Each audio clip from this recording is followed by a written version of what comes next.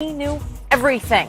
Shannon, how much did stealing signs help the Jets? It's a huge advantage. There's a reason why the Spygate happened. Skip, there's a reason. And the thing is that in 1996, Skip, what we would do, now when you watch game film, it has no sound. But Mike started having us watch game copy, TV copy. So, and you know that boom mic, you can pick up things. And so when you hear guys making calls, quarterback, I could, we're going to talk about this, Skip, but I saw last night that John Gruden's still running the West Coast system. I saw Derek Carr look at Jared Cook, and he did this. Now, I would have told the linebacker, he's getting ready to run the lookie route, which means he's going to give you a little wiggle, and in 3 steps, he's going into the slant route. Now, when he gives you that wiggle, I want you to jump inside, and Derek Carr is going to hit you in the chest with the football. Because you know the signals. I know what signals mean. I know what this means. I know what this means. So if you know what if you know the signal and you know the corresponding routes, you don't think that helps? You know this. You've been around the game long enough, Skip. Football teams and coaches don't do anything if they don't think it's going to help them win. From the way they practice to the way they eat meat to the way they eat. Everything they do is to give them an advantage and to win the game. So if I know your signals, Skip, it got to, and these players are smart. It got to the point, okay, we're calling a text block. Okay, when I text block, Skip, I'm blocking down on the end. The tackle's going to pull around.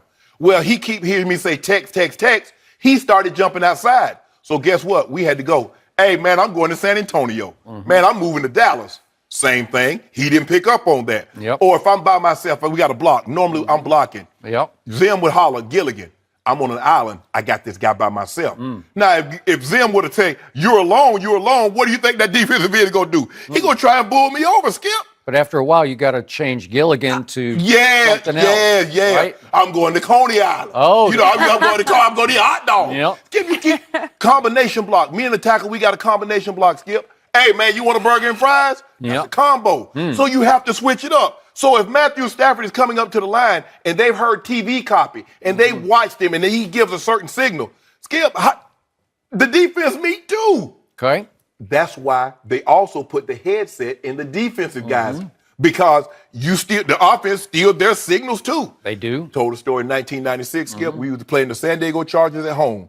And every time we motioned to out of a certain formation, Junior say, I rest his soul, would yell Reno or Vegas. That was a cover 2 check. I'm like, Mike, every time we do this, they go to Reno or Vegas, which is a cover 2. So you went to Vegas. I hit him up. I have a 13 for a $1.56 and 3 tubs. It ain't my fault you didn't change. Hey, I knew your signals. I tell my coach he put corresponding plays in. That's what happens. That's not the Jets' fault. Now I fault them for telling. Because I want to play him again. He's like, man, why they keep picking me off 4 times, Skip? I wouldn't have told him anything. So we had a great game plan. Coach came in with a great game plan. We were locked in. We were ready to play. I would never, ever tell how we were able to pick you off and how we were able to take you apart. I'm going to keep that on the hush because there's a chance we might see you down the road again. But I wouldn't have told. But this absolutely helps. Okay. So before I get to how shockingly great Sam Darnold and the Jets looked, every time I looked up, there was a Jet running loose with the football, right? Like just running free, just running as fast as I've never seen anything like it. I'm saying, who are these people? I don't know them. But I will say this about Matt Stafford. I've watched a whole lot of Matt Stafford in my life, dating back to his days at Highland Park High School in Georgia. And I know he's had other 4 interception games, but I can't remember a time when I sat back and said he looks more lost than he did last night. He just looked like they had all the signals. That's what he looked like the whole night to me. So, bully for the Jets. This is the one game that you have oodles of time to prepare for because it's the first game. So you basically have the whole offseason to get ready for this, right? Yes. So, did they know the signals from last year? That's shame on Matt Patricia and the new staff. Right. Well, I don't know. Did they? They must. I don't know. Did Matt Patricia come in and just say, let's keep doing what they were doing last year? I don't know. Because that's what had to happen last night, well, right? That's the same offensive coordinator, so I would assume that's the same offensive. Okay, so they didn't change up anything. No. And yet, I'd forgotten Darren Lee was a Jet until last night because he was the 20th overall pick in 2016, and then he just disappeared. I don't know if you could go bust, but he was just a non-factor until last night. And all of a sudden, he was a huge factor because he did appear to know exactly where Matt Stafford was about to go with the football. Yes. So, bully for the Jets. But shame on the Jets after the game, and Darren Lee, who's never done anything as a Jet, finally puffed up his chest and starts telling the New York media that's been all over him that, hey, we knew everything. Well, don't say you knew everything. Why would you say it? Why would you divulge it? Why would you beat your chest after one game? If you know everything about Matt Stafford, can you know everything about Tom Brady? Or I don't know, do you have some new system in place where you can decipher signal? I don't know what they're doing, but they were all trying to make it very clear after the game. We weren't cheating. We were just studying. It was all about preparation. Right. And it reminds me of the great Tony Dungy, who was often accused by a lot of people I knew of quote unquote cheating. And he kept saying, no, I don't cheat. It's just, the quote was, it's just part of the game. Right. We try to decipher as the game unfolds Absolutely. what your signals are. Yes. And he said, we're not trying to steal. We're just trying to, it's the way the game is played, sort of between the lines. You know, you do, that's what you do. Absolutely. So do you remember when Deion Sanders, our friend Deion, went after Tony, you know, on NFL Network, they got into a big back and forth about how bad was Spygate. How bad was Spygate? Right. You know, how egregious of, of an act? Yeah, of an act. Yeah, you know, like how should he have been penalized for Spygate? And Deion was saying it's not that big a deal because everybody does that. Well, Belichick was taping the signals, videotaping signals from an undisclosed, unauthorized position. Well, no, he was doing it from the sideline. Yeah, but they said you can do it from an elevated platform. Yes. If you tape it from when you film the game. That's true. So the point was, then Deion went off on Tony Dungy and says everybody knows that Tony would do this also. Right. Well, the truth is, everybody does it. It's almost like the Serena controversy at the U.S. Open the other day. Gets coaching. Everybody's getting coaching. They all try to do it, Right. but you call it on some, you don't call it on others, right? Right. So in this case, Darren Lee should just let it lay. Let it go. Just let it go, because if you're that good at it, maybe it can benefit you down the line. Right. But it appeared they were way more prepared for Detroit signals than Detroit was prepared. Yeah, but Skip, at some point in time, we're going to stop making excuses for Matthew Stafford. He's about 10 years deep now, and we keep saying, oh, he's a top this, or if he had this, or if he had that. At some point in time, because yesterday he was very Nathan Peterman-esque. He looked awful. He did. He looked awful. And yet he'll always have a couple of moments where he'll throw a ball where you're saying, woo. And that's the thing. You remember in Green Bay, Skip, when he threw for 520, and you're like, but guess what? At the end, what did he do? He threw an interception that ended it all. And this is what he is. He has immense talent. He can throw the ball probably 80 yards. But at some point in time, I'm tired of hearing these buts. The guy's, he got a $92 million contract. He was the first overall pick, so he's made $100+ million. At what point in time, what am I paying him for? I get no playoff wins. I haven't won a division title. Now, Aaron Rodgers is going to be there in Green Bay for another 4 or 5 years. Kirk Cousins has another at least 3. And Minnesota is loaded. Now, we're going to find out about Mitchell Trubisky. But the Chicago Bears defense, they look really good. Could be. At what point in time do we say, okay, Matthew Stafford, it's time for you to be a top 5, top 6 quarterback and win the MVP. Get this team to win a playoff game. I agree with you. He's always just 8 and 8-ish to me.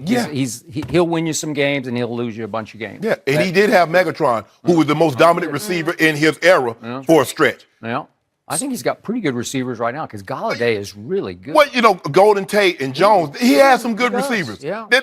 The notion that you need 3 Julios or 3 ABs or Evans or those type of receivers in order to be a good quarterback is not true.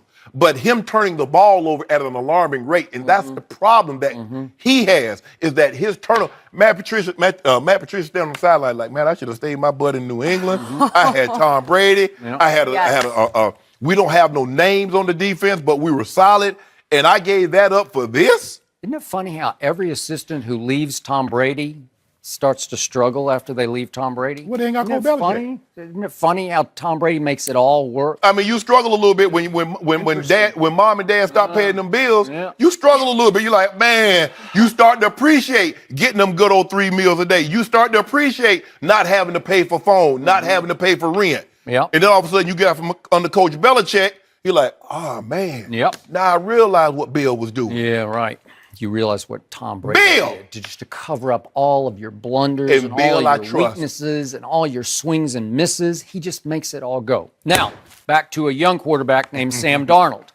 How did Todd Bowles and his GM play Sam Darnold? Just from the start, they just said, it's his job to lose in training camp, right? Yeah. Yes. And he won that job. Yes. And he went into that game last night knowing this is his job. Yes. If he messes up, it's his job. Right. Because Josh McCown's 39 years of age. He's still a very accomplished journeyman quarterback, but he's just overseeing. He is clearly the number 2 quarterback. Yeah. Yet in Cleveland, they make Tyrod the number 1, and Baker, they actually have a big announcement on Hard Knocks. You won second You're string. still upset about You won that. second string. Congratulations. Way to go. Way to still go, upset Baker. You're about the that. first pick in the draft and the reigning Heisman Trophy, and you're number 2. Way to go. That was really impressive. Over Drew Stanton. Way to go, Baker. Donald showed me something last night. So let's see what so what happens. First play of the game, obviously he rolls right and does just a stupid thing that you shouldn't do in Pop Warner football and tries to throw it completely across the football field, and it gets pick 6. But he goes to the sideline, and who's the first guy to aside? Josh McCown, saying it's okay. And I think it was Josh McCown who reminded him that Brett Favre's first NFL pass, pick 6. Brett Favre did okay after that, right? Yeah. So Josh McCown's like, okay, I got this. And it felt like it broke the ice for him, and it actually took some pressure off him, like, okay, I can't be any worse than that, because Right. you can't do much worse. It's Correct. a pick 6. So I'm just going to go out and let it fly. And did he ever? And he looked great after that.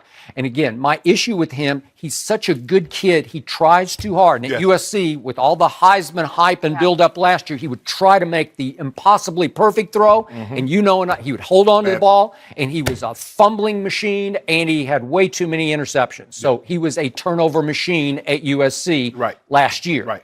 So after the pick 6, I'm thinking, are we going to see more of that? We well might. But in this game, everything suddenly turned and broke right. They get the big 43-yard punt return, and all of a sudden he's set up in his 2 series after that with the short field. And he takes advantage. And I got to tell you, in Newell, he was running fierce, man. I mean, he is physical. He is. And Crowell looked like, I don't know, where was that guy in Cleveland? that was pretty impressive. You know, the thing, what impressed me, Skip, as you mentioned it, is that he throws an interception on his first pass, NFL pass of his career. He throws a pick 6. And I liken that everyone can get a tan when the sun's out. But when it's raining, when it's overcast, can you still get a tan? What I mean by that, Skip, when adversity, how are you going to respond? You know, you go out there in your first pass, you throw a touchdown, and you get going, you throw 2, 3. Everybody, when things are going good, like, yeah, hey, boy, ooh.